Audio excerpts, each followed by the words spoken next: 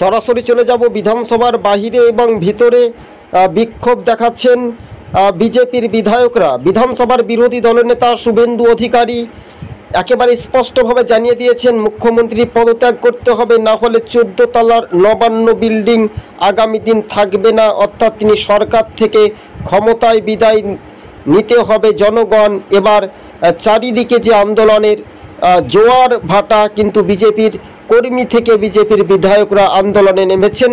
দেখুন সেই স্লোগান, আর মুখ্যমন্ত্রী তো ভয় পাচ্ছেন।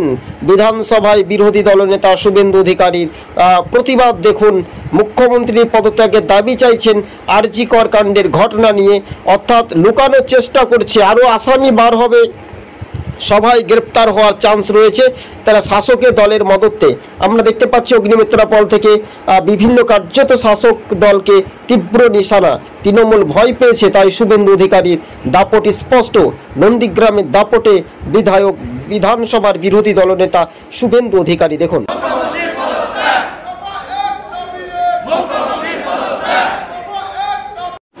আপনাদেরকে আরও একবার আমরা জানিয়ে রাখি, তৃণমূলের যে দুর্নীতি, সেই দুর্নীতির ফাঁস। আজ বিধানসভায় বক্তব্য দিতে গিয়ে শুভেন্দু অধিকারী বলেন মুখ্যমন্ত্রীর পদত্যাগ চাই। আরজি কর কাণ্ডের ঘটনা নিয়ে বিজেপির বিধায়কদের প্রতিবাদ দেখেই এবার ভয় পেয়েছেন মাননীয়া। তাই চোর রাজ্য, গুন্ডারাজ, পুলিশ লুকায় টেবিলের তলায়, এই তৃণমূলের পুলিশ আর নয়।